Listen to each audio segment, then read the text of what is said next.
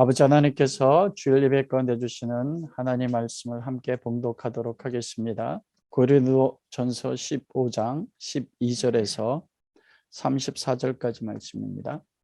고린도전서 15장 12절에서 34절까지 말씀입니다. 같이 봉독합니다. 그리스도께서 죽은 자 가운데서 다시 살아나셨다 전파되었거늘 너희 중에서 어떤 사람들은 어찌하여 죽은 자 가운데서 부활이 없다 하느냐. 만일 죽은 자의 부활이 없으면 그리스도도 다시 살아나지 못하셨으리라. 그리스도께서 만일 다시 살아나지 못하셨으면 우리가 전파하는 것도 헛것이요 또 너희 믿음도 헛것이며 또 우리가 하나님의 거짓 증인으로 발견되리니 우리가 하나님이 그리스도를 다시 살리셨다고 증언하였습니다. 만일 죽은 자가 다시 살아나는 일이 없으면 하나님이 그리스도를 다시 살리지 아니하셨으리라. 만일 죽은 자가 다시 살아나는 일이 없으면 그리스도도 다시 살아나신 일이 없었을 터이요.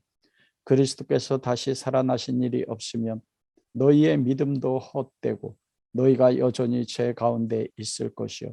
또한 그리스도 안에서 잠자는 자도 망하였으리니 만일 그리스도 안에서 우리가 바라는 것이 다만 이 세상의 삶뿐이며 모든 사람 가운데 우리가 더욱 불쌍한 자이리라. 그러나 이제 그리스도께서 죽은 자 가운데서 다시 살아나사 잠자는 자들의 첫 열매가 되셨도다. 사망이 한 사람으로 말미암았으니 죽은 자의 부활도 한 사람으로 말미암는도다. 아담 안에서 모든 사람이 죽은 것 같이 그리스도 안에서 모든 사람의 삶을 얻으리라. 그러나 각각 자기 차례대로 되리니 먼저는 첫 열매는 그리스도요 다음에는 그가 강림하실 때 그리스도에게 속한 자요 그 후에는 마지막이니 그가 모든 통치와 모든 권세와 능력을 멸하시고 나라를 아버지 하나님께 바칠 때라. 그가 모든 원수를 그 발 아래 둘 때까지 반드시 왕노릇 하시리니 맨 나중에 멸망받을 원수는 사망이니라. 만물을 그의 발 아래에 두셨다 하셨으니 만물을 아래에 둔다 말씀하실 때에 만물을 그의 아래에 두신 이가 그 중에 들지 아니한 것이 분명하도다. 만물을 그에게 복종하게 하실 때에는 아들 자신도 그때 만물을 자기에게 복종하게 하신 이에게 복종하게 되리니 이는 하나님이 만유의 주로서 만유 안에 계시려 하심이라. 만일 죽은 자들이 도무지 다시 살아나지 못하면 죽은 자들을 위하여 세례를 받는 자들이 무엇을 하겠느냐? 어째 그들을 위하여 세례를 받느냐? 또 어찌하여 우리가 언제나 위험을 무릅쓰리요? 형제들아, 내가 그리스도 예수 안 우리 주 안에서 가진 바 너희에 대한 나의 자랑을 두고 단언하노니 나는 날마다 죽노라. 내가 사람의 방법으로 에베소에서 맹수와 더불어 싸웠다며 내게 무슨 유익이 있으리요? 죽은 자가 다시 살아나지 못한다면 내일 죽을 터이니 먹고 마시자 하리라. 속지 말라. 악한 동무들은 선한 행실을 더럽히나니 깨어 의를 행하고 죄를 짓지 말라. 하나님을 알지 못하는 자가 있기로 내가 너희를 부끄럽게 하기 위하여 말하노라. 아멘. 오늘은 바울이 전한 복음 부활의 중요성이란 말씀을 가지고 함께 은혜를 나누고 싶습니다. 우리가 지금 고린도전서 15장에 어떤 위치에 있는지 다시 한번 뒤돌아볼 필요성이 있습니다. 고린도전서 1장과 2장에서 사도 바울이 고린도 교회에 대한 분열이 있다는 모습을 통해서 고린도 2장에서 내가 너희 가운데 있을 때 심히 약하고 두려워 떨었다. 그리스도의 십자가의 죽으심과 못 박히심, 그리스도에는 아무것도 자랑하지 않노라. 그리고 고린도 교회의 많은 문제에 대해서 이야기합니다. 그 영적인 것에 대해서. 그리고 고린도서 12장에서 뭐라고 합니까? 너희가 신령한 것에 대하여 너희가 알지 못하기를 원하지 아니하노니 고린도 교회가 가지고 있는 모든 문제의 근원이 뭐냐면 신령한 것이 무엇인지를 몰랐다는 거예요. 그들은 방언도 신령한 것이지만 정말 신령한 것이 무엇인지, 신령한 것은 성령 안에서 역사하시는 하나님의 모든 역사, 성령의 역사 신령한 것이라고 했잖아요. 근데 그 신령한 것이 무엇인지 고린도서 12장이 오늘 15장까지 연결되는 것입니다. 그래서 사도 바울이 신령한 것을 우리가 고린도 12장에서 말씀할 때 우리가 고린도서 12장 2절 3절에 그런 말씀을 했잖아요. 성령으로 말미암지 않고는 그리스도가 저주받았다 하지 못하고, 그것은 성령 안에 있는 사람은 예수 그리스도가 자기의 죄 때문에 저주받았다가 아니라 나의 죄 때문에 하나님 앞에 저주받아 나를 죄로부터 구원하기 위해서 십자가에 지셨다, 이렇게 고백한다는 거예요. 그게 신령 기초인 거예요. 그리스도 성령의 말하게 하심에 따라서만이 예수님이 나의 주님이십니다. 십자가에서 그 생명값으로 우리를 사단에서 죄 사셔서 그리스도를 주로 섬기도록 부르셨다는 것, 이게 모든 신령것의 기본입니다. 그곳에서 출발해서 마지막 신령한 것의 클라이막스라고 할 수 있는 고린도서 15장에 온 거예요. 그래서 지난주에 너희에게 전한 복음을 알게 하노니, 이게 고린도서 12장 1절과 쌍을 이루는 말씀이거든요. 신령한 것에 너희가 알지 못할 원하지 않는다. 이게 뭐예요? 신령한 데서 알길 원한다. 오늘도 고린도서 15장 1절, 내가 너에게 전한 복음을 너희가 알기를 원한다. 이거에서 신령한 것은 무엇이라고 말씀했습니까? 그림 복음이란 거예요. 바울이 전한 복음이 가장 신령한 것, 성령의 역사는 최고의 역사라는 것입니다. 그래서 지난주에 그 복음이 무엇인가? 예수 그리스도다. 지난주에 우리가 말씀한 것처럼 3절에서 내가 받은 것을 너에게 전하였노니, 이게 복음이잖아요. 내가 너에게 전한. 이는 성경대로 그리스도께서 우리 죄를 위해 죽으시고 장사 지낸 바 되셨다. 성경대로 사흘 만에 다시 살아나셨다. 이게 복음이라는 것입니다. 예수 그리스도의 십자가에 우리 죄를 위해서 죽으심과 고린도전서 12장 2절 3절에서요. 그리고 장사되어 셨다가 성경대로 사흘 만에 다시 살아나 부활입니다. 다른 말로 이야기하면 고린도 교회가 수많은 은사들이 있었어요. 교회가 굉장히 컸어요. 그런데 고린도 교회가 고린도 도시 가운데 죄와 간음과 문제로 인해서 유명했거든요. 빛이 되지 못했습니다. 그 이유가 궁극적인 건 뭐냐면 복음을 알지 못했다는 것입니다. 그래서 다시 복음 앞에 서는 것, 이게 그리스도를 아는 것, 이게 가장 신령한 것이란 거예요. 예수 그리스도의 십자가, 나의 죄를 위해 십자가에 죽으신, 그 십자가에 죽으신 그리스도의 사랑, 아들을 십자가에 못 박혀 죽으셨을 때 우리를 향해 가졌던 아버지의 그 사랑이요. 아버지의 아가페 사랑이요. 바울이 괜히 고린도 13장에 아가페 사랑을, 하나님은 사랑에 대해 말씀한 게 아니고 그걸 모른다는 겁니다. 그거 아는 게 가장 큰 신령한 것이라는 거예요. 그리고 우리를 사랑하셔서 우리를 죄로부터 구원하여 하나님 나라를 유업을 받기 위해서 장사된 이 삶에 다시 살아나신 그 부활의 권능, 부활이 어떤 의미를 가지고 있는지, 그러면서 사도 바울은 부활이 진리인 것을 증거하고 있다는 거예요. 여러분, 세상에 믿지 않는 사람들에게 부활이 어디 있느냐 할 때 우리는 무엇을 통해서 부활이 있다고 증거합니까? 지난주에 세 가지를 말씀하셨어요. 부활이 진리라는 무엇을 증명하는가? 예수 그리스도 자체가 부활의 증거입니다. 예수님은 정말 역사 속에서 있어요. 이거는 예수 그리스도를 믿는 사람이나 예수 그리스도로 안 믿는 사람이나 유대인들도 인정해요. 예수님께서 정말 역사 속에 계셨거든요. 그 역사 속에서 빌라도에서 십자가에 못 박혀 죽으셨어요. 죽은 지 3일 만에 정말 역사 속에서 어떻게 돼요? 우리가 찬양한 것처럼 무덤문이 열리고 무덤이 깨지고 그리스도의 부활한 역사적인 사실이요.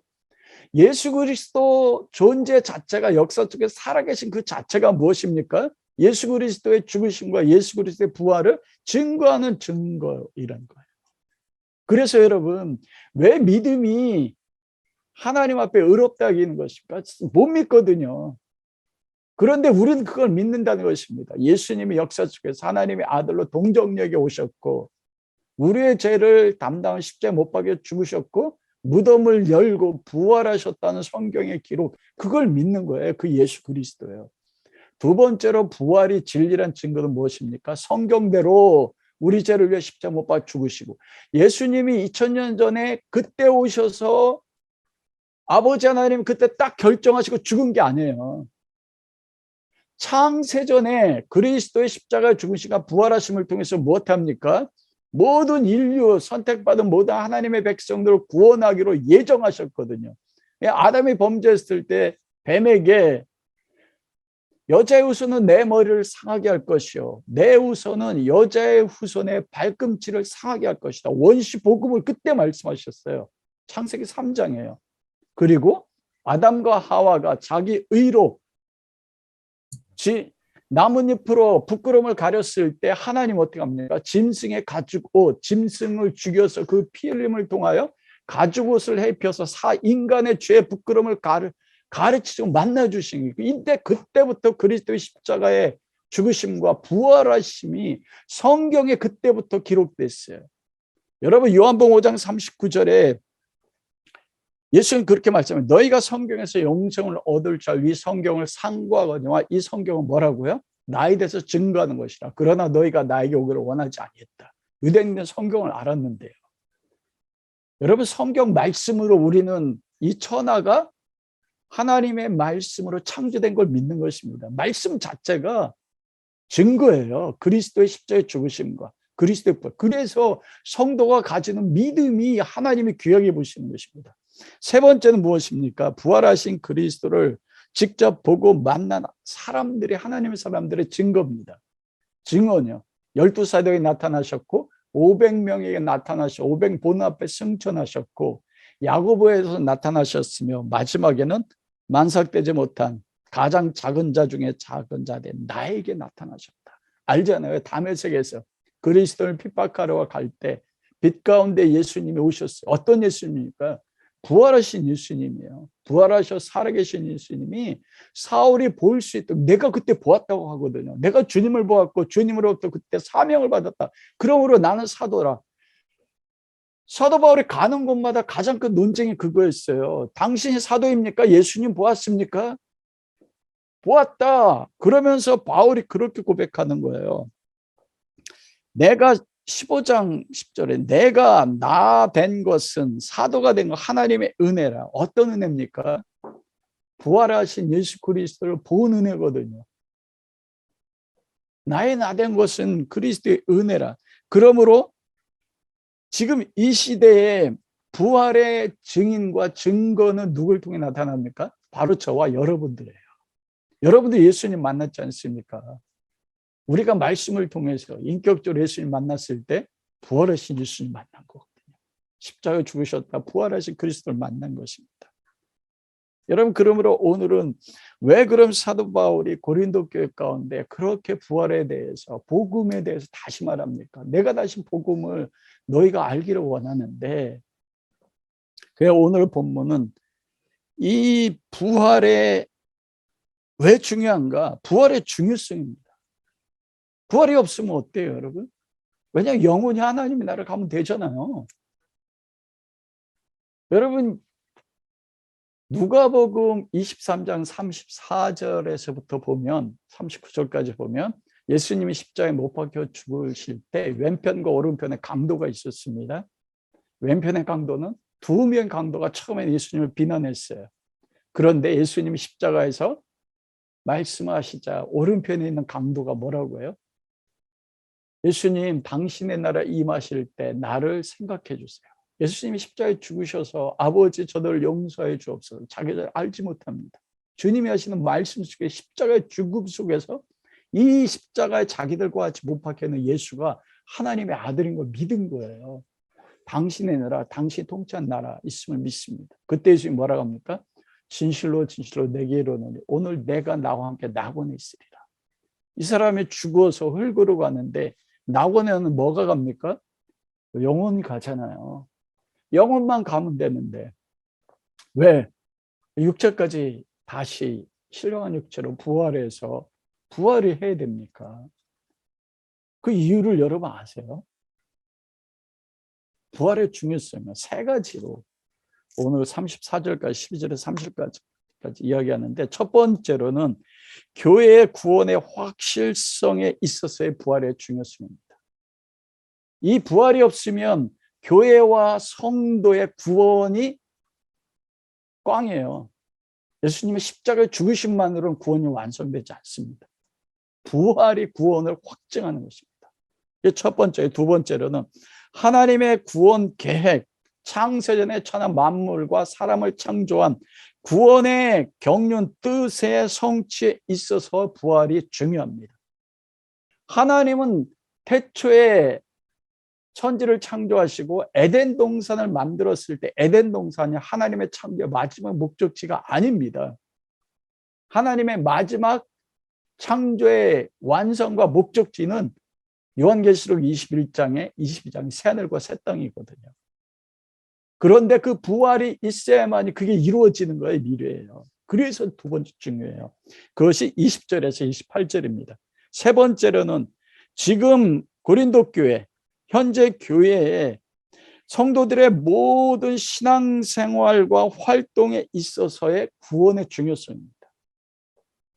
그걸 바울은 고난과 날마다 죽노라. 왜 고난받고 우리가 위협을 당하는가? 그런 고난받고 핍박받는 삶에서 부활이 왜 중요한가? 그게 29절에서 34절까지입니다. 이 세 가지 큰 부활의 중요성이 있어요. 근데 이게 범위가 너무 넓어서 시간이 얼마나 될지 모르지만 가능하면 다 말씀을 전하려고 하고 아니면 두 번째까지 끝나서 세 번째는 다음 시간에 전할 수 있도록 하도록 하겠습니다. 오늘 고린도 교회가 가지고 있었던 가장 큰 영적인 문제가 있습니다. 이거는 어떤 은사보다도 더 큰 문제였어요. 이게 간음의 문제보다 더 커요. 간음의 죄도 회개하면 구원받지 않습니까? 그런데 이 문제는 모든 복음의 구원을 무너뜨려요. 그게 바로 무엇이냐면 고린도 교회가 가지고 있었던 12절. 그리스도께서 죽은 자 가운데 다시 살아나셨다고 전파되고 내가 그리스도의 복음을 통해서 예수님의 십자가에 죽으셨다 다시 살아나셨다 전파되었거늘 뭐라 너희 중에 어떤 사람들 고린도 교인이에요. 어찌하여 죽은 자 가운데 부활이 없다고 하느냐. 죽은 자에 부활이 없다고 말한 거예요. 여러분 이 고린도 교회가 여기서 이야기하는 게 굉장히 교묘합니다. 사단이 하와를 유혹할 때 뭐라고 했어요? 하나님이 에덴 동산의 모든 실과를 먹지 못하게 했냐? 하나님은 선악과만 먹지 못하게 했다고 했는데 하나님 모든 실과를 먹지 못하게 하셨느냐? 하나님을 부정적으로 말한 거거든요. 이 성경학자들이 고린도 교회가 사에 그 어떤 사람들이 죽은 자의 부활이 없다고 왜 말했냐면 이 사람들이 그렇다고 예수 그리스도의 십자가의 죽으심과 부활을 못 믿은 게 아니라는 것입니다. 이 사람들이 예수 그리스도의 십자가의 죽으심과 부활을 바울이 전한 복음을 믿었는데 그런데 그리스도는 하나님의 아들이니까 죽었다 부활하지만 인간은 죄인이기 때문에 인간은 성도는 그리스도의 죽은 자들은 믿음 갖고 죽었어도 부활이 없다 믿었어요. 왜냐하면 이 고린도 교회가 그때 어떤 사고관을 가지고 있었는지 여러분 지금도 우리가 이 세상을 움직이는 가치관이 있지 않습니까? 사람들을 움직이는 삶의 동기들이요. 학교에서 배운 거라든지 철학이라든지 이 고린도 도시와 이때 초대교회 때 있었던 모든 로마가 통치하는 지역의 헬라 철학이 모든 정신적인 지주였어요. 대부분 헬라 철학에 의해서 그들의 사고관이 가치관이 세계관이 결정돼서 움직였거든요.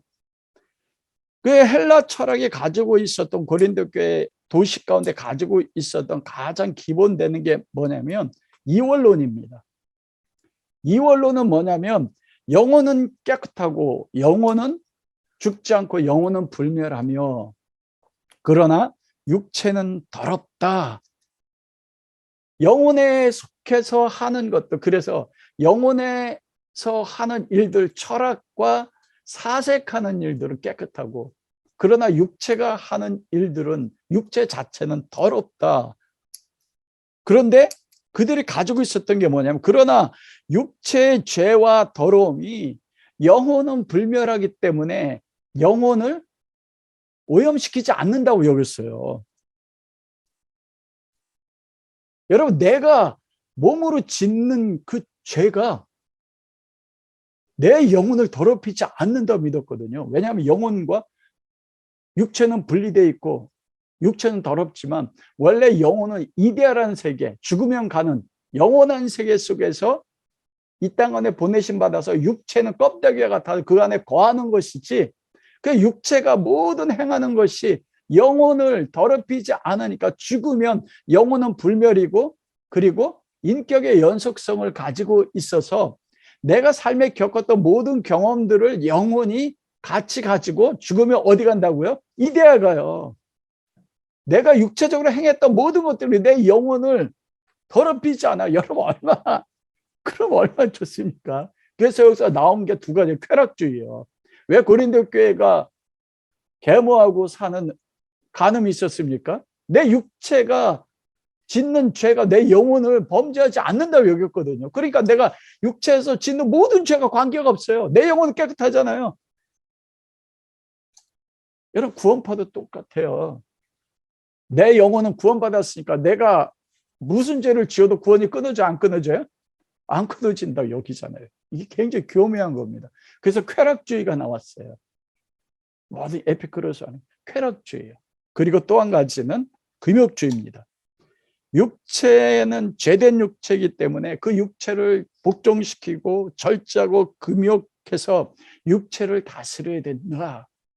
그래서 이 영향 가운데 교회 가운데 오는 게 금욕주의 가운데 하나가 그 영향이 있습니다. 그래서 헬라 이 철학, 특별히 플라톤주의에서 영향을 받아서 내 영혼은 깨끗해서 내 선한 영혼은 죽어서 이대 세계 인격이 연속하여 원래 왔던 곳으로 돌아가고, 그러나 죄된 육체는 더럽기 때문에 썩어서 흙으로 돌아감으로 부활이 없다, 이렇게 믿었어요. 여러분 그래서 이 어떤 사람들은 예수 그리스도가 죽고 예수 그리스도는 부활하셨다고 믿었어요. 왜냐하면 예수 그리스도는 죄가 없으니까, 육체 자체가 하나님의 아들이니까. 그러나 우리는 그리스도를 믿는 우리 인간은 육체 자체가 죄악 가운데 있기 때문에 육체는 죽어서 흙으로 가지, 영혼만 이데아 천국 가면 되지. 그래서 여러분 죽은 자의 부활이 없다고 가르쳤어요. 여러분 얼마나 교묘합니까? 제가 말씀드린 누가복음 23장 34절에서 오른편에 있는 강도가 내가 오늘 죽으면 나와 함께 낙원에 있으라. 낙원에 예수님과 함께 들어간 오른편의 강도가 뭐가 들어갔어요? 영혼이 들어갔잖아요. 그러면 구원 받은 거예요, 아니에요? 구원 받은 거지 않습니까? 구원 받았다고 우리 말하거든요. 그 오른편의 강도가. 여러분 이게 왜? 만일 그리스도 안에 죽은 자의 부활이 없다면 기독교의 진리, 구원의 확실성이 무너지고 7가지 구원의 진리가 제거가 되고 무너져 내립니다. 그 첫째가 13절과 16절. 만일 죽은 자의 부활이 없으면 그리스도께서도 다시 살아나지 못하셨다. 예수 그리스도의 죽음에서 부활했다는 것에 그 진리가 무너진다는 겁니다. 만일 죽은 자의 부활이 없으면 그리스도께서 죽음을 이기고 죄를 이기고 승리한 것이 아니에요. 왜냐하면 지금도 예수님께서 죽은 자의 부활이 없다면 지금까지 여전히 어디 가운데 계세요? 죄 삭은 사망에 매어서 어디 있다는 거예요? 무덤 속에 있다는 거예요. 이 사람들이 말을 교묘하게 이야기했지만 죽은 자 부활, 그리스도 안에 죽은 자의 부활을 믿지 않는다는 것은 예수님이 부활하지 못했고 예수님이 지금도 죄 삭은 사망이라 사망 가운데 매어 있다는 거예요.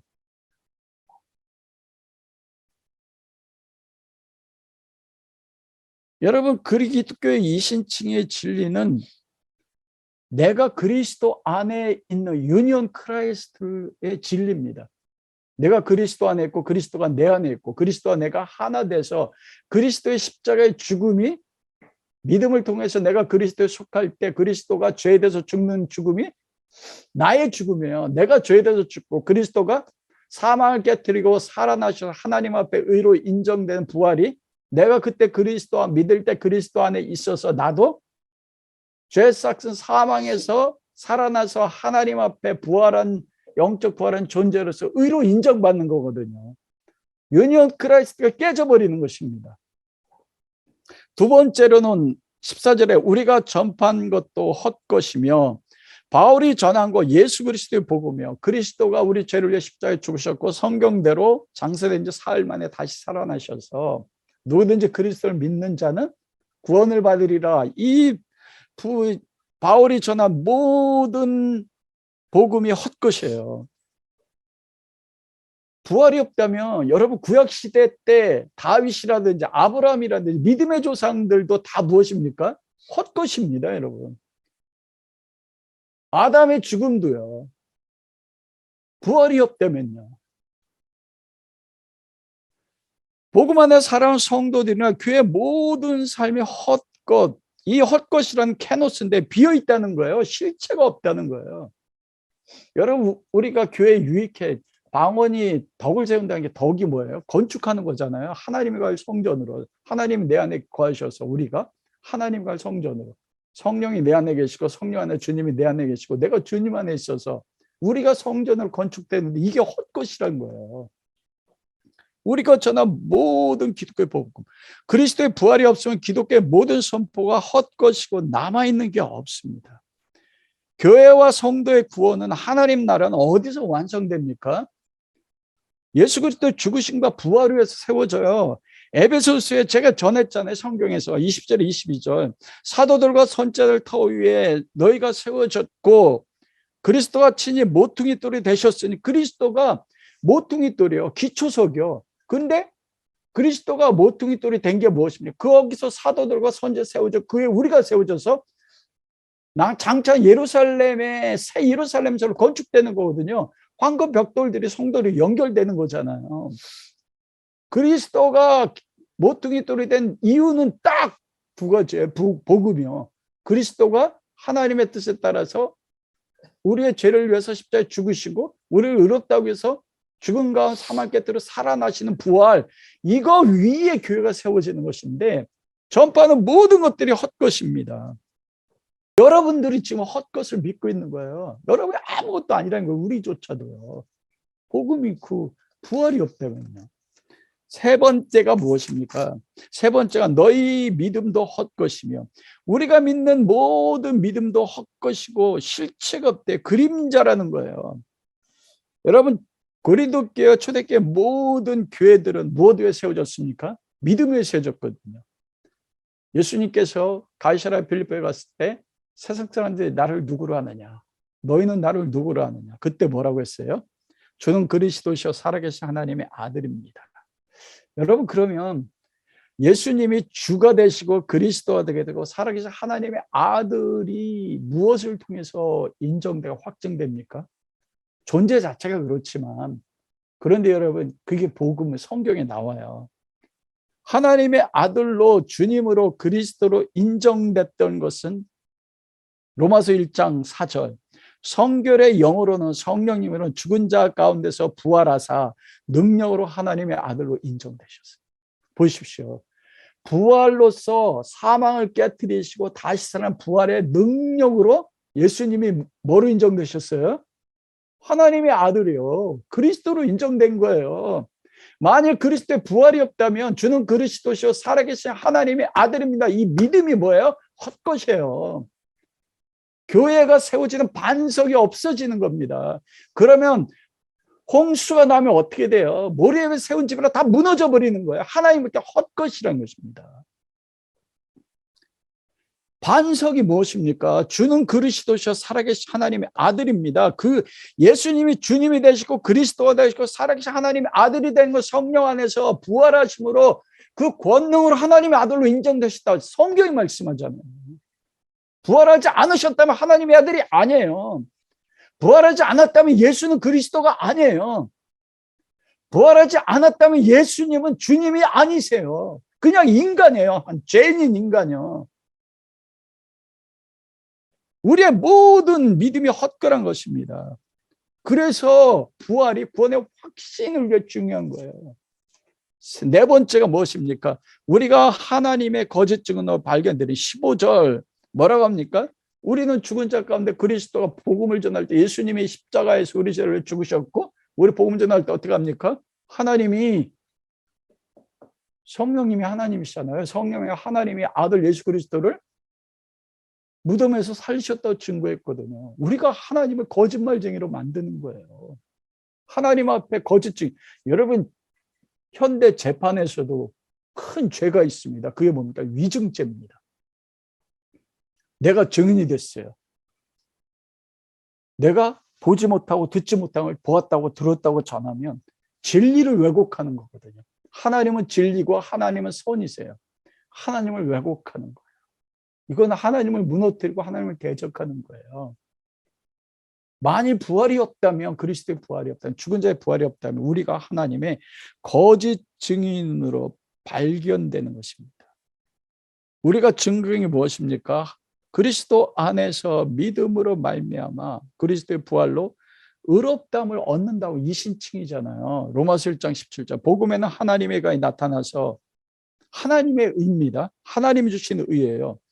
예수의 십자가의 화목제물로 죽으시고 다시 살아서 하나님의 그리스도의 십자가의 죽으심으로 우리를 의롭다 하셨거든요. 우린 그렇게 전했거든요. 근데 부활이 없으면 우리가 어떻게 돼요? 거짓말쟁이 되는 거예요. 로마서 3장 21절 22절. 그러나 이제는 율법에 하나님의 한 의가 나타났으니 율법과 선지자의 증거를 받으면 곧 예수 그리스도를 믿는 믿음으로 말미암는 모든 믿는 자의 미치는 하나님의 의인이 참 우리가 전한 게 이거거든요.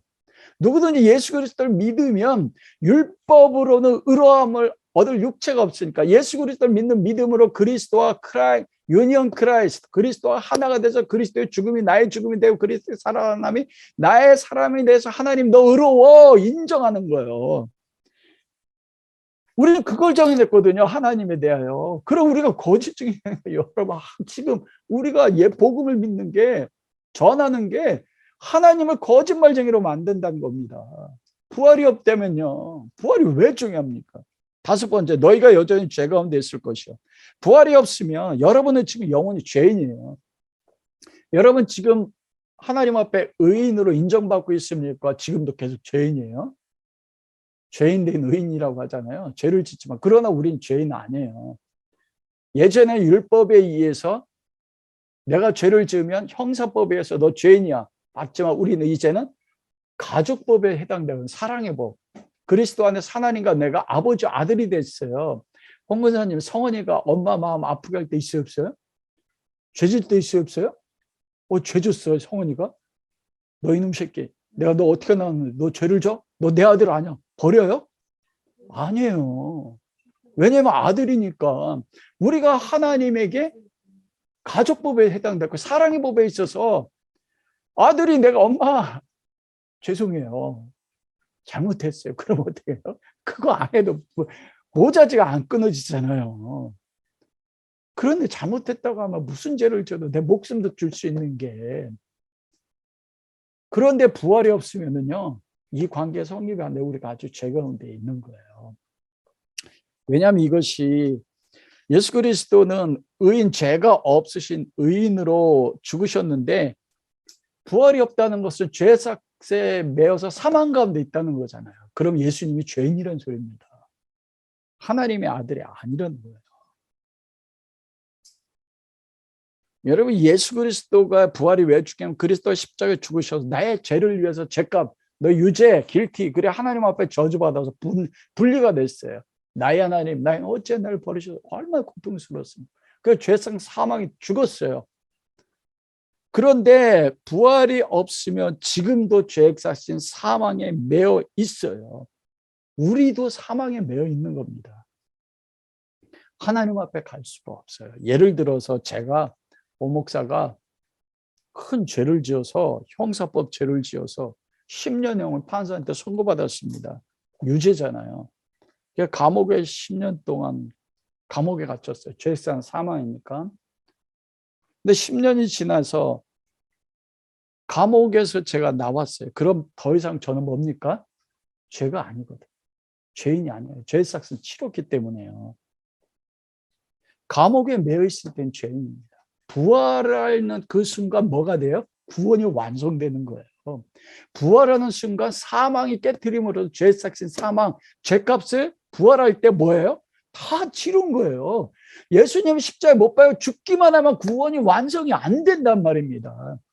우리의 구원의 완성, 의신칭의가 진리로 죄인 가운데 믿음을 가진 죄인 가운데 적용되는 거는 언제 완성이 돼? 부활할 때요. 사망 곁에 부활할 때 죄악산 사망 깨졌거든.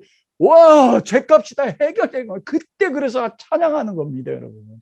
그런데 부활이 없다면 여러분 우리 아직 죄인이에요.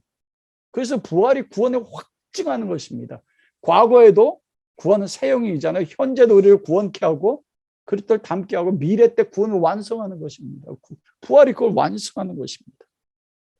그래서 부활이 이신칭의의 극치고 최고의 열매인 거예요. 여섯 번째는 우리가 여전히 죄 가운데 있으므로 그리스도 안에서 전에 죽은 자들, 잠자는 자들이 망하였으려. 18절이요. 또한 그리스도 안에 잠자는 자 다 망하였으니. 저희 아버지도 예수 그리스도 믿고 죽으셨거든요. 장인어른도. 이게 다 헛것이에요. 다 망한단 말입니다. 예수님의 부활이 없는데 어떻게 부활해요? 부활이 없으면요, 맨 마지막에 지옥 갈 원수, 그게 26절은 사망이잖아요. 사망이 죽은 게 아니에요. 그대로 사망이 역사한단 말입니다. 죽은 가운데 있는 사람들을, 그리스도인 죽은 자들을 사망이 붙잡고 있다는 거예요. 그러면 그리스도 안에 먼저 죽은 모든 성도들도 사망이 매여서 영원히 하나님과 분리되어서 멸망받는 것입니다.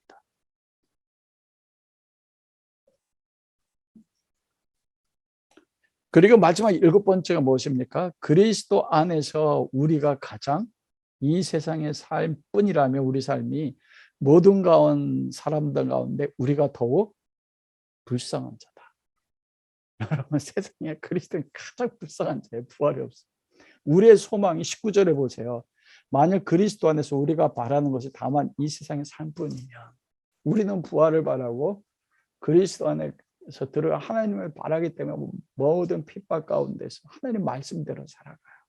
근데 부활이 없다면 이 세상의 삶에서 우리가 끝난다면 이 모든 인류 가운데 그리스도인이 가장 불쌍한 자입니다. 가장 베스트예요. 베스트 오브 베스트. 강조되어 있거든요. 불쌍하다는 것은 무엇이냐면 이게 에레데이노스인데 이건 에레오스의 반대예요. 에레오스는 뭐냐면 하나님의 긍휼, 하나님의 자비, 하나님의 은혜, 사랑. 그런데 에레데이오스는 뭐냐면 하나님의 자비와 긍휼과 은혜와 사랑이 없는 자들이다. 하나님 앞에 버림받았다는 거예요. 그리스도의 부활이 없으면. 우리는 하나님을 사랑한다고 하는데 여러분 이것저것 비참한 게 어디 있습니까? 하나님 앞에 버림받은 사람이 하나님의 긍휼과 사랑을 입지 못하고 그리고 살다가 멸망하는 것입니다. 이것이 부활이 중요한 모든 교회와 성도들의 구원이 확실하다고 하는 것의 최고의 증거가 뭐냐면 바로 부활이에요. 역으로 이어가면 7가지 진리가 부활을 통해서 확증되는 거예요. 우리가 전파하는 믿음도 실제요. 우리는 그리스도 안에 우리 죄가 해결되었고 그리고 못합니까? 그리스도 안에 잠자는 자들도 살아날 것이요. 우리의 믿음도 실제며 우리는 하나님의 참된 증인이며 우리가 전파하는 것도 진리요.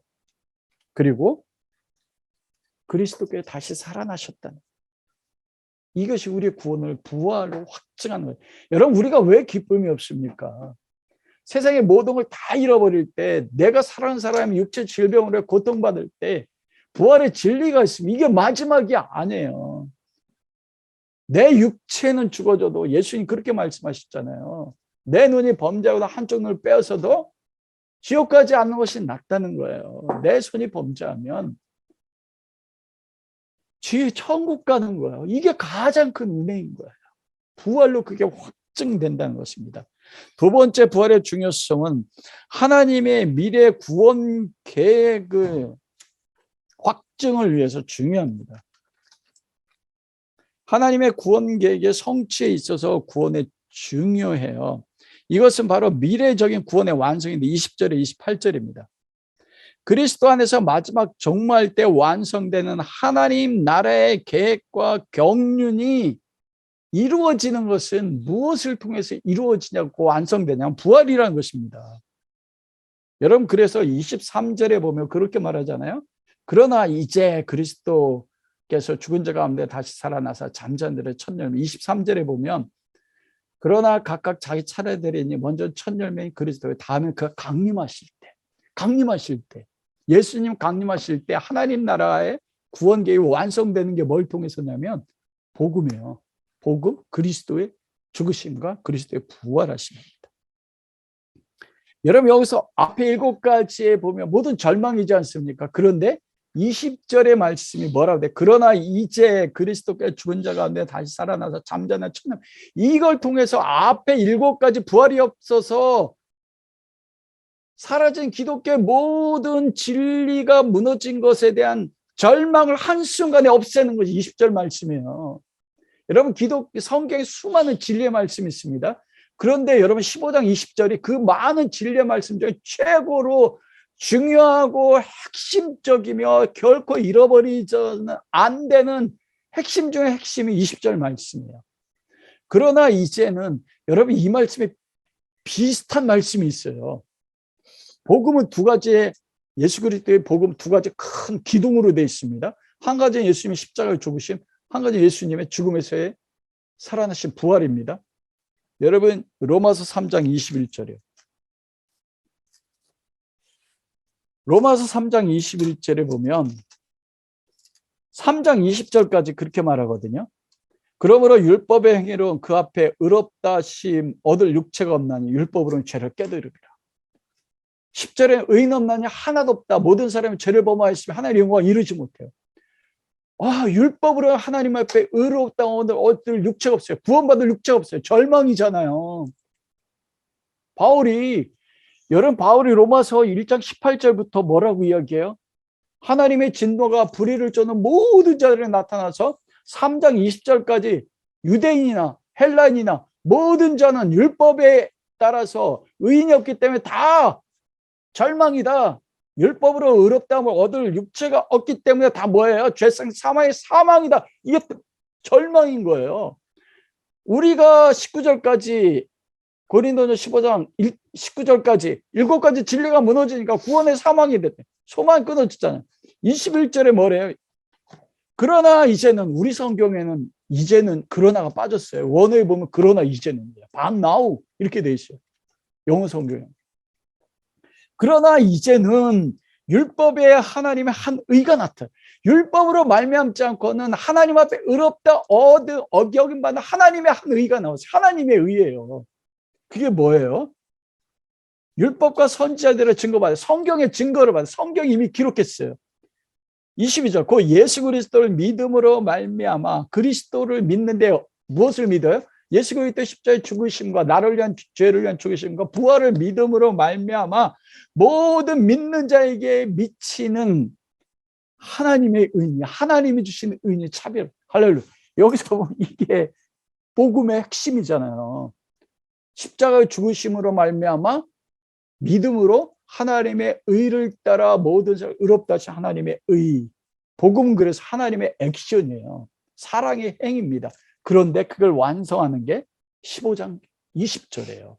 그러나 이제는 부활이 없다고 하는 7가지의 기독교 진리를 깨트려서 절망이라고 아니다. 그러나 이제는 하나님이 이루신 게 있다. 그게 뭐예요?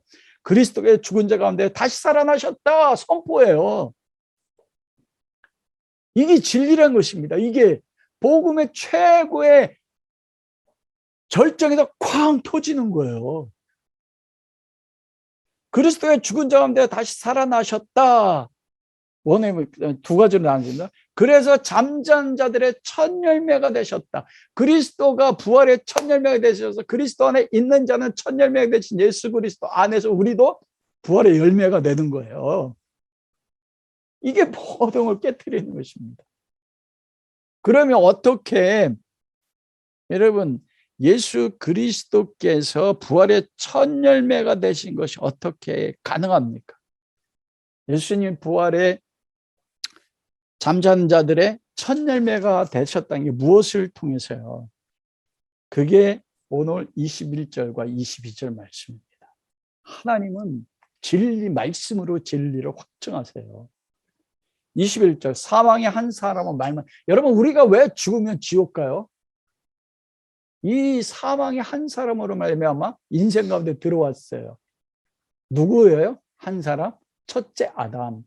아담이 하나님과 언약했거든요. 구약에 보면 아담이 하나님과 언약했다. 그 언약이 뭐예요? 선악과 먹지 마. 다른 말로 하면 선악과 안 먹으면 생명나무를 따먹으면 너 영생할 수 있어. 이게 언약이었어요. 근데 아담이 하나님의 언약을 깨뜨리고 죄가 뭐예요? 하나님의 말씀을 깨뜨리는 게 죄잖아요. 하나님이 말한 길에서 벗어나 정한 관용에서 벗어나는 거. 그래서 아담이 범죄함으로 말미암아 무엇입니까? 사망이 아담 한 사람으로 모든 인류에게 들어왔어요. 여러분 우리는 첫사람 아담이 지은 것 같은 죄를 짓지 않았잖아요. 근데 로마서에 보면 아담은 그리스도의 표상이라고 했거든요. 모델. 여러분 아담이 어떻게 그리스도의 모델이 됩니까? 여기 이거의 모델이에요. 아담의 범죄함으로 인해서, 왜냐하면 아담의 범죄할 때 인간 오한영은 박승윤 집사님은 영적으로 보면 어디 있었어요? 아담의 씨 속에 있었잖아요. 누가복음에 보면 예수님의 족보가 어디까지 올라가요? 아담에서 하나님까지 올라가거든요. 연결되어 있단 말입니다. 영적으로 보면 아담이 범죄할 때 나도 아담 안에서 범죄했단 말입니다. 이게 유니온 크라이스트, 유니온 아담이에요. 아담과 우리가 한 육체로 하나 된 거. 표상이라는 건 뭐냐면 그것에 얘기 대한 표현이에요. 아담의 범죄함으로 사망이 온 것처럼 그리스도가 순종함으로써 그리고 부활함으로써 부활하는 생명이 누구에게 온다고요? 예수를 믿는 모든 사람이 온다. 그래서 표상이에요. 사망이 아담의 범죄로 인해서 온 것처럼 생명이 그리스도의 순종으로 은혜로 말미암아 모든 사람이 미치는 하나님의 의. 그래서 이게 표상이란 말입니다. 모델이란 말이에요. 그래서 사망이 아담으로 말미암은 것처럼 여러분 뭐라고 말씀해요? 죽은 자의 부활도 한 사람 누구로 말미암아요? 예수 그리스도가 부활하셨으므로. 아담이 그리스도의 표상이라. 첫째 아담은 범죄함으로 인해서 사망이 왔지만 둘째 아담은 예수 그리스도는 하나님 앞에 죽기까지 순종하고 부활하심으로써 하나님의 모든 뜻을 이루어 부활함으로 의로 인정되셨으니 믿으면 누구든지 그리스도 안에서 부활이 그들의 부활이 되는 거예요. 여러분 얼마나 논리적입니까? 그래서 부활이 첫 열매가 되셨어요. 우리는 그 다음 열매 계속. 두 번째로는 22절 아담 안에서 모든 사람이 죽음까지 그리스도 안에서 모든 사람이 삶을 얻으리라. 두 가지가 대비돼요. 아담 안에서 모든 사람이 죽음까지. 이게 역사입니다, 여러분. 죄인의 역사예요. 아담으로부터 지금까지 수천 년 동안의 인류의 모든 역사를 딱 한마디로 요약하면 뭐로 요약할 수 있어요? 아담 안에 모든 사람은 죽는다, 죽었다, 죽을 것이고 죽는다예요. 이게 인간의 역사입니다. 인간이 아무리 문화, 과학, 문명을 일으켜도 그 마지막은 뭐예요? 사망이에요. 죄삭은 사망이기 때문에 첫째 사망의 모든 죽음, 육체는 반드시 죽습니다. 그런데 그 22절에 뭐래요? 그리스도 안에서 모든 사람의 삶을 얻으리라. 이건 해석 잘해야 됩니다. 여기 그리스도 안에서 모든 사람이라는 얘기는 그리스도 안에서 모든 사람이 누구를 뜻해요? 예수 그리스도를 믿는 사람들입니까? 아닙니다.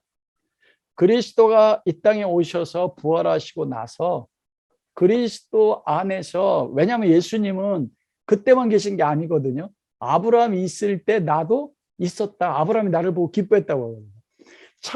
하나님이 태초에 천지를 창조할 때부터 예수님은 역사 속에 계셨어요. 그래서 그리스도 안에 모든 사람은 뭐냐면 예수 그리스도 안에 모든 인류가 다 있다는 것입니다. 여기서 삶을 얻으리라는 게, 이 삶을 얻으리라는 게 생명을 얻는다는 게 아니에요, 여러분. 삶은 뭐라고 되어 있냐면 조포 미에오라고 하네요. 조포 미에오인데 이게 무슨 뜻이냐면 다시 살다, 소생하다, 되살리다, 부활하다는 뜻이에요. 아담 안에서 모든 사망이 왔지만 이제는 그리스도가 부활하심으로써 인류의 모든 인간들이 예수 그리스도 안에서 다시 부활한다는 겁니다. 여러분, 그럼 좀 이상하잖아요. 예수 그리스도 안에서 믿음으로 죽은 자들은 부활하고 예수 그리스도 믿지 않는 자들도 부활한다는 거예요. 그래서 죽은 자의 부활에는 두 가지의 부활이 있습니다. 요한복음 5장 29절, 선한 일을 행한 자는 생명의 부활로, 악한 일을 행한 자는 심판의 부활로 나오래. 이거 예수님이 직접 하신 말씀이거든요. 이게 그 말씀이에요.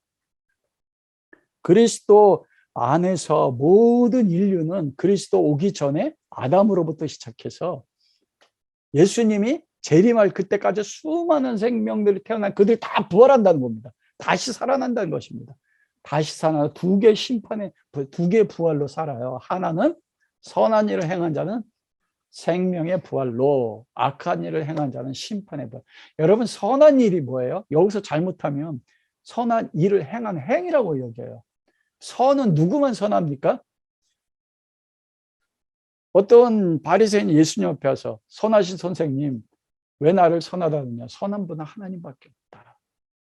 선한 하나님의 일을 하는 게 선한 일이에요. 여러분, 하나님의 일이 무엇입니까? 하나님의 일이요. 요한복음 6장에서 그렇게 말씀했거든요. 요한복음 6장에서 28절에서 무엇이 하나님의 일입니까? 했을 때 요한복음 6장 29절에서 뭐라 말씀해요? 하나님이 보내신 자를 믿는 것이 하나님의 일이다. 여러분, 선한 일 행한다는 거 다른 게 아니에요. 여러분, 우리가 예수님 앞에 우리가 예배드리고 신앙의 삶을 살면서 내가 하나님 앞에 드리는 헌금이 하나님 앞에 뭐가 되면 뭐 얼마나 되겠어요? 우리가 시편에 보면 그러잖아요. 세상에 있는 모든 짐승도 나의 것이요, 양도 나의 것이요, 소도 나의 것이요, 너희가 그 소로 드리는 번제, 그게 나에게 무엇이 되겠느냐? 하나님이 기뻐하는 그 마음이거든요. 선한 일이란 뭐예요? 하나님이 보내신 자를 믿는 게 하나님의 일이란 말입니다. 하나님은 예수 그리스도를 믿는 거, 예수 그리스도 십자가, 나를 위해 십자가 죽으시고 나를 위해서 살아나신 부활을 믿는 게 이게 선한 일이에요. 이 사람은 생명의 부활로 산단 말이에요. 그리고 악한 일을 행한 자, 하나님을 보내신 자를 믿지 않는 게 악한 거예요, 여러분. 도덕적으로 선과 악을 따지는 게 아닙니다. 여러분, 선의는 뭡니까? 하나님 말씀하시는 게 선이에요. 하나님 말씀 벗어난 게 악이에요. 그 아브라함이 이삭을 바치라고 할 때 그게 바친 게 그래서 하나님 앞에 선하고 의롭다 인정받은 거예요. 도덕적으로 보면 어떻게 자식을 죽여? 그게 세상의 관점이잖아요. 악한 일을 한 자는 예수 그리스도를 믿지 않는 자들, 복음을 알지 못한 자들이 그들은 심판에 불런단 말입니다. 그래서 오늘 본문에 23절에서 24절까지는 그 두 가지의 선한 일을 행함으로 생명의 부활로 나오는 자들의 모습이 나와요. 그리고 심판의 부활로 나오는 자들이 25절에서 26절입니다. 얼마나 놀라운지요. 23절 거기 보면 어떻게 돼요? 각각 차례가 차례대로 되리니 생명의 부활로 그리스도 안에서 삶을 얻는데, 생명의 부활로 다시 살아난 자는 차례대로 질서대로 순서가 있다는 겁니다. 미래 부활할 때 먼저는 첫 열매 누구예요? 그리스도가 처음에 부활의 열매가 되셨어요. 지금이 부활하셨잖아요. 두 번째가 무엇입니까? 다음에는 그리스도가 강림하실 때에 그리스도 안에 속한 자요, 마지막 종말의 때 우리가 두 번째 아닙니다. 두 번째는 누구예요? 예수님이 이 땅에 심판하러 천사의 나팔소리로 다 강림하실 그때 7년 대환란에서 환란과 핍박 가운데도 그리스도를 믿는 믿음을 지키고 그때까지 고난 가운데 주님을 바라봤던 그 종말 때 살아있는 성도들, 이들이 두 번째예요. 그 외에는 마지막이니, 마지막이 뭐예요? 아담으로부터 시작해서, 아담이 어떻게 구원받았습니까? 아담도 예수 그리스도를 믿는 믿음으로 구원받았습니다. 여러분, 하나님이 약속하신 게 있잖아요. 아담과 하와 범죄했을 때 뱀에게 여자의 후손 내 머리를 상하게 할 것이요 내 후손은 여자의 후손의 발꿈치를 상하게 하리라. 그 일이 있고 나서 하나님이 가죽옷을 입히자 그때 아담이 자기 아내를 이름을 줬어요. 전에는 여자 남자였는데 아담아라가 이게 흙이라는 뜻이잖아요. 자기 아내 이름을 뭐라고 줬어요? 하와. 하와가 무슨 뜻이에요? 생명이요. 죄삭은 사망이 끊겼는데 하와를 보면 생명. 왜요? 하와의 후손 가운데서 여자의 후손이 태어날 거예요. 그리스도 안에 생명을, 이게 그리스도를 믿는 믿음이에요. 아벨이 왜 어린 양으로 제사를 드렸습니까? 아담은 배웠거든요. 피 흘리며 가죽옷. 구약의 아담으로부터 모든 인간들이 다 그리스도를 믿는 믿음으로 구원받는 그들이 마지막이에요. 예수 그리스도를 믿고 죽은 사람들, 이들이 그 다음에요.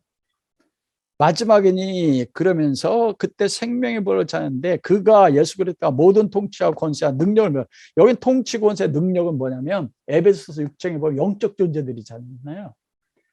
그리스도와 대적해서 싸우는 모든 높아진 통치하는 자들, 권세자들, 모든 능력자들을 뭐 하신다고요? 멸하시고 나라를 하나님 아버지 앞에 받으라. 나라 언제예요? 거룩한 신부, 단장한 교회가 거룩한 신부잖아요. 새 예루살렘에서 이 나라를 바칠 때 이게 바로 생명의 부활입니다. 미래에 부활하는 사람이 거기 들어가요.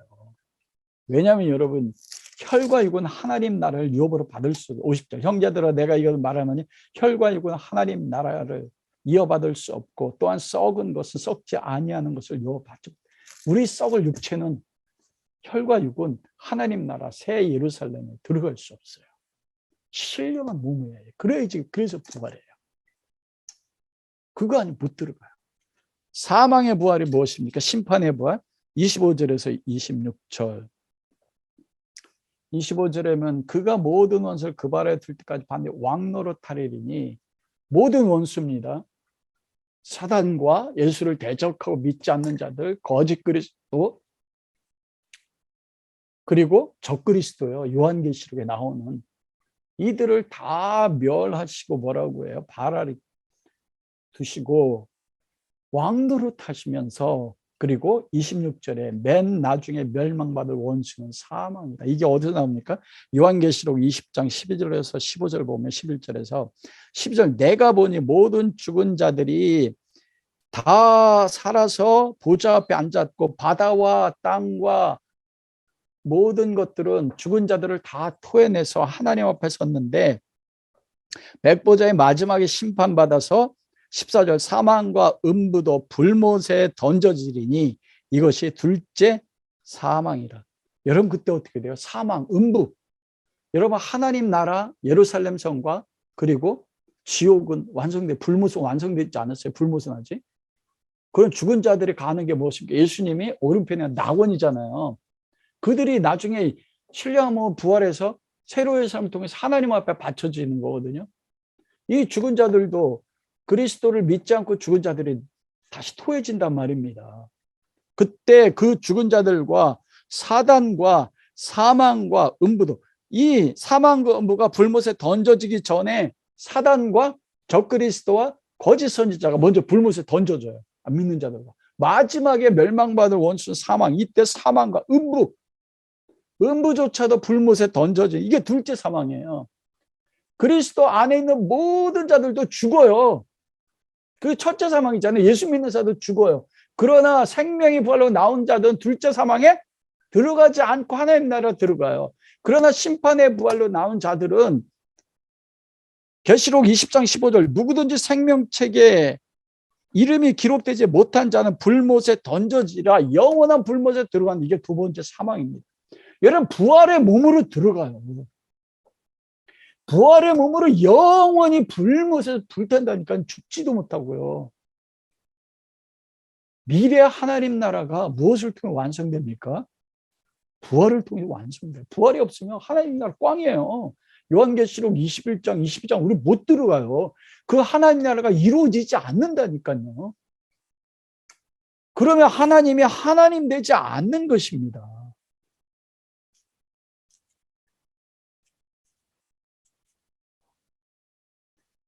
그 27절, 28절, 그래서 27절과 28절에 보면 만물을 그 발 아래 두셨다 하셨으니, 만물 아래 둔다 말씀하실 때 만물을 그의 아래 두시니가 그 중에 들지 아니하는 분명하다. 만물, 이 만물, 하나님이 창조한 모든 피조물 세계의 모든 만물이 그때가 되면 어떻게 돼요?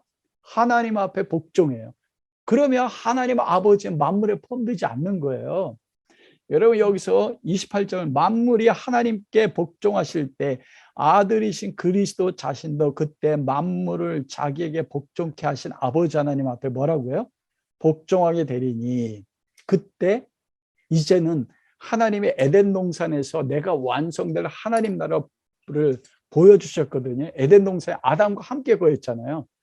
피조했던 모든 짐승들과 함께 거하셨잖아요. 하나님이 마지막 그거예요. 만유의 모든 만물의 주인으로서 모든 만물 안에 계신대요. 만물 안에 왜 계셔요? 사랑하고 교제하고 연합하고 함께 즐거워하고, 이게 하나님은, 이게 완성이 돼요. 부활을 통해서요. 여기서 보면 28절에 아들 자신도 그때 만물을 자기가 복종하겠으니 복종하게 해요. 이걸 사람들이 오해해가지고요, 예수님이 창조돼 있다 이렇게 생각해요. 여러분, 이건 뭐냐면 하나님, 성부 하나님과 성자 하나님과 성령 하나님은 위격과 능력과 본성과 권능에서 똑같아요. 그러나 하나님이 물질 세계를 창조, 인간을 창조해서 장차 완전된 만유 가운데서 만유와 가운데 거하실 완전한 하나님 나라를 이루기로 계획하셨을 때 하나님의 계획에 있어서 삼위 하나님이 역할이 다르단 말이에요. 모든 인간을 창조하고 예수 그리스도의 성령으로 창조하시고 계획하고, 그들이 범죄할 것도 아시고, 그리스도를 창세를 예비해서 그리스도 안에서 그리스도 아니면 구원받지 못한다는 것을 그 인간의 범죄를 통해서 경륜으로 결정하시고, 그리스도 안에서 모든 사람들 구원하는데, 구원하기 위해서는 아들이 뭐예요? 이 땅에 육체로 오셔서 우리 죄를 담당하고 십자가에 죽이 부활한 게 아들의 역할이란 말입니다. 아들의 마지막 역할이 뭐예요? 나라를 하나님 앞에, 그 거룩한 새 예루살렘, 구원받은 성도를 황금같이 정금같이 거룩해진, 그리스도의 피로 깨끗한 세마포를 입고 거룩해진 그들을 하나님 앞에 드리면서 아들도 복종하는 데까지가 아들의 역할이에요. 완성되는 겁니다. 그때 하나님이 28절 마지막에 그러잖아요. 이는 하나님의 만유의 주로서 만유 가운데 계시다. 여기서 하나님의 엘로힘인데, 이게 하나님이에요. 여기 삼위일체 하나님이에요. 이때는 아들이 복종하고 나서 원래대로 삼위일체 하나님이 이제 만유 가운데 계세요. 그리고 만유 가운데 교제하십니다.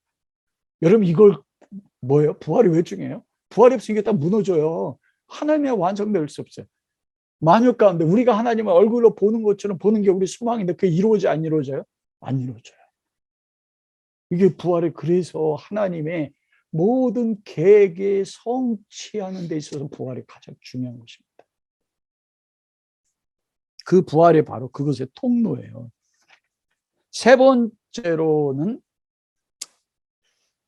우리 교회와 성도들의 현재 신앙의 모든 활동이나 행동에 있어서 부활의 중요성을 사도 바울이 29절 34절 고린도 교회 가운데 실제 자기 삶에서 살 때 나에게 부활이 왜 중요했는지를 바울이 이야기하는 거예요.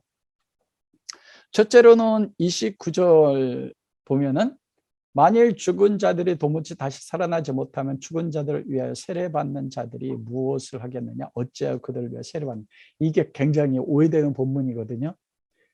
그렇게 이야기해요. 야, 여기에 죽은 자들, 예수 그리스도 안에서 죽은 자들, 그들 왜 세례받으면 그들도 천국 가겠네? 예수 뭐하러 믿어? 그냥 죽다가 내가 그 죽은 사람에서 대신 세례받으면 그 사람은 천국 가네? 여러분, 세례가 천국의 조건이에요? 아닙니다. 사도 바울 고린도전서 우리가 배웠잖아요. 내가 소스테네 집과 몇 집 빼놓고 세례를 베풀지 아니했노라.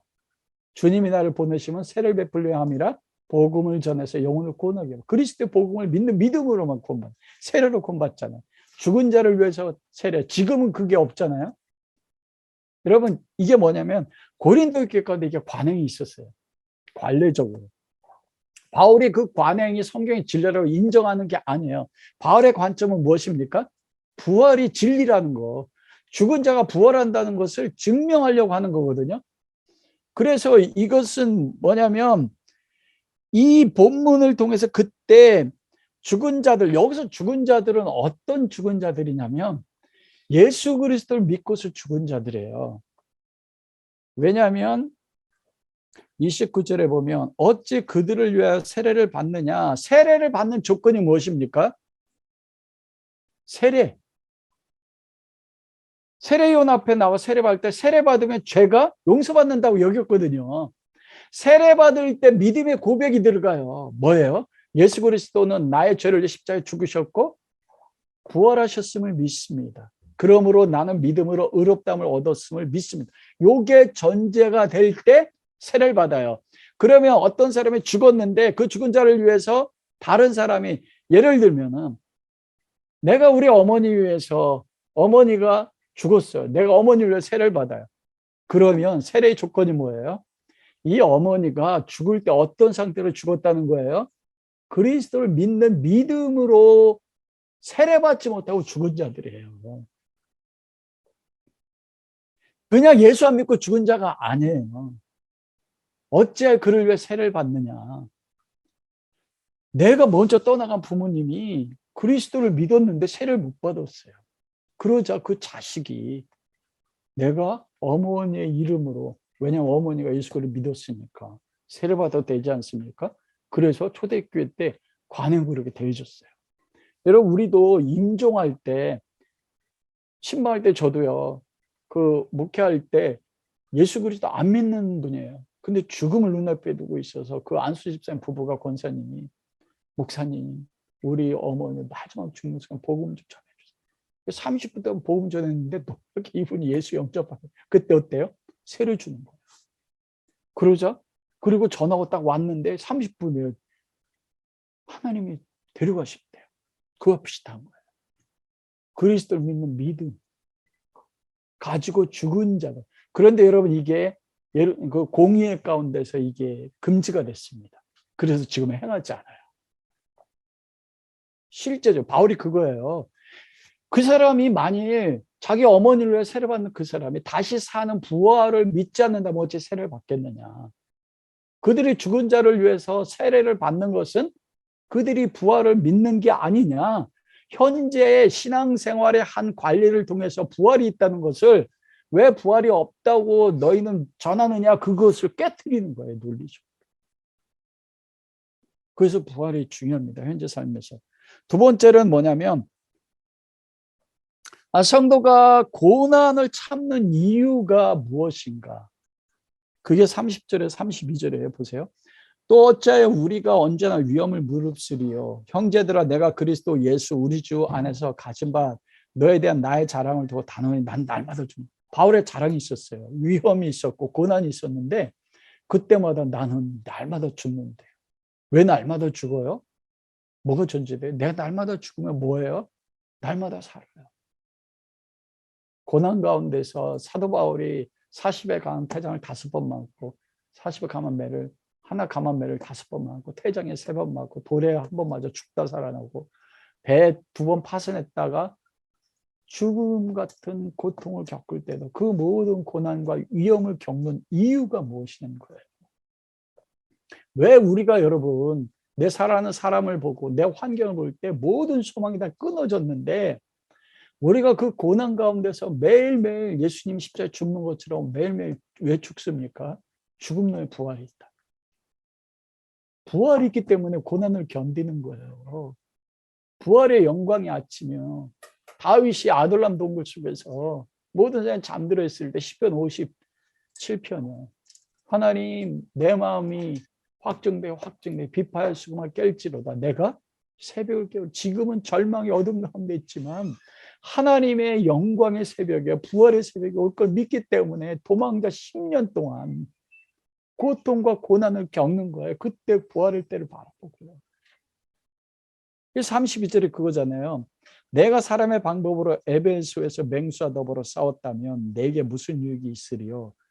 죽은 자가 다시 살아나지 못한다면 이거예요. 죽은 자가 다시 살아나지 못한다면 뭐하러 에베소에서 맹수와 싸워요? 뭐라고요? 내일 죽을 터이니 먹고 마시자. 왜 여러분 우리가 절제합니까? 고난 가운데 왜 예수 그리스도를 따릅니까? 부활이 없으면 내 그냥 오늘 즐기다가 내일 죽으면 되잖아요. 부활이 있다는 것입니다.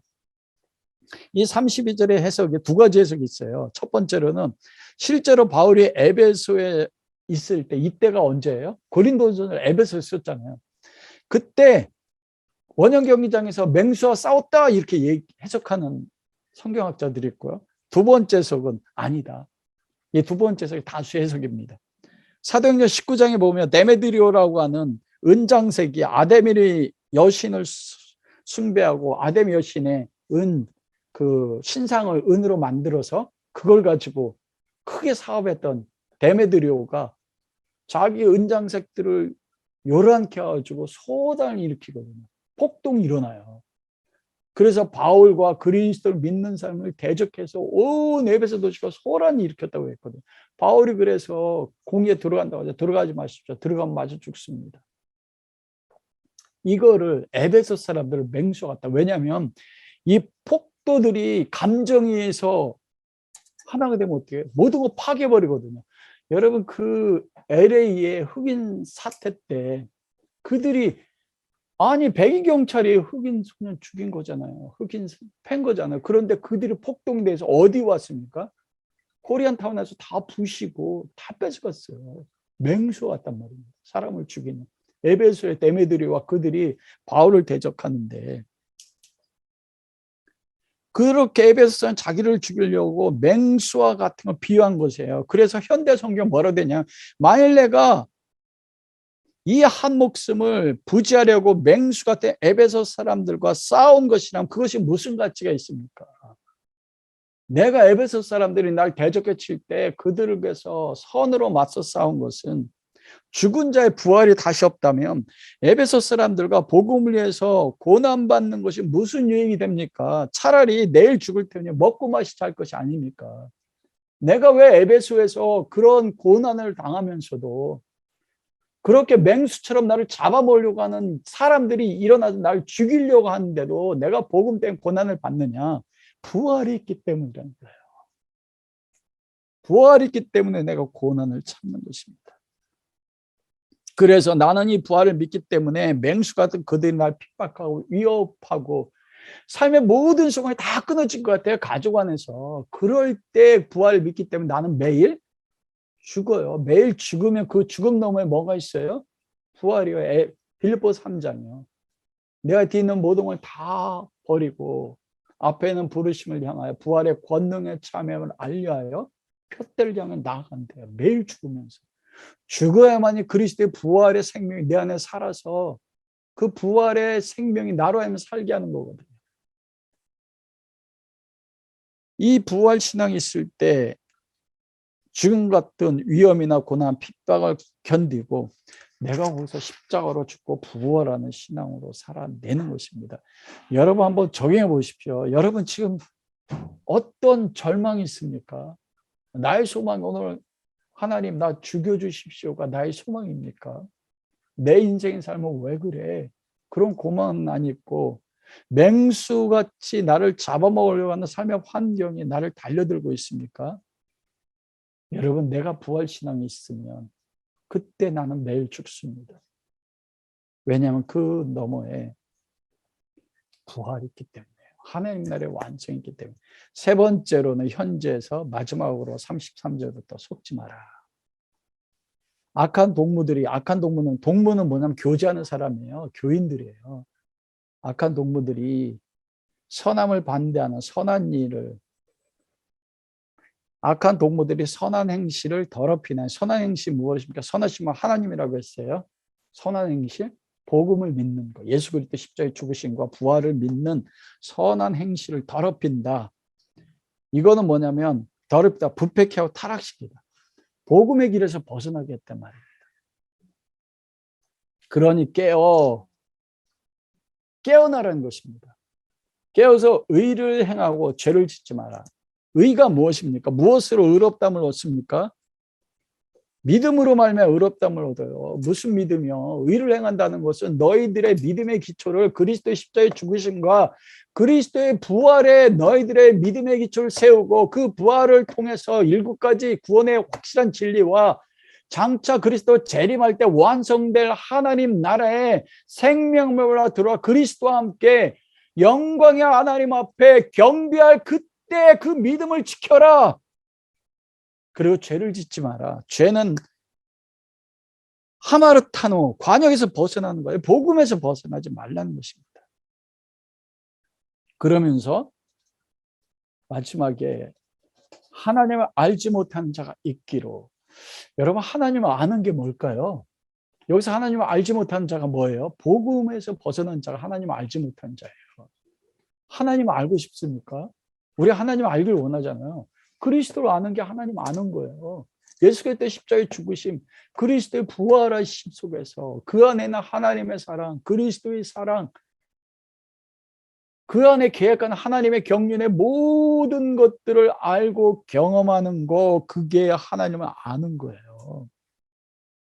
왜 그렇습니까? 부활이 하나님이 죄인된 인류를 구원하시는 하나님의 모든 사랑의 행위의 중심이 부활이기 때문에 부활을 통해서 하나님을 알게 되는 거예요. 말씀을 마치고 싶습니다. 여러분, 고린도전 15장은 무엇이 신령한 것에 대한 마지막 가장 중요한 신령한 것에 대해 말씀합니다. 여러분이 성령을 통해서 은사받기 원하잖아요. 우리가 정말 하나님 앞에 간구해야 되는 거 뭐냐면 그리스도를 아는 것이에요. 하나님을 아는 것이에요. 그건 하나님 나를 다시 그리스도의 십자가의 죽으심에 세워주십시오. 예수님이 십자가에 죽으실 때 나를 향해서 가졌던 그리스도의 사랑. 나이는 어찌 나를 버리셨습니까? 할 때 아버지가 아들을 버리셨을 때까지 나를 사랑한 아버지의 사랑. 그리고 그 사망 것을 깨뜨리고 부활할 때 부활을 통해서 우리 가운데 주시는 영원한 생명, 그 생명 속에 있는 하나님의 사랑, 그리스도의 사랑이 무엇인지 알기를 원합니다. 부활의 권능을 알기 원합니다. 부활의 권능 가운데 하나님 나를 세워주십시오. 그것이 가장 신령한 것입니다. 이런 은혜가 함께 할 수 있기를 주님의 이름으로 축원합니다.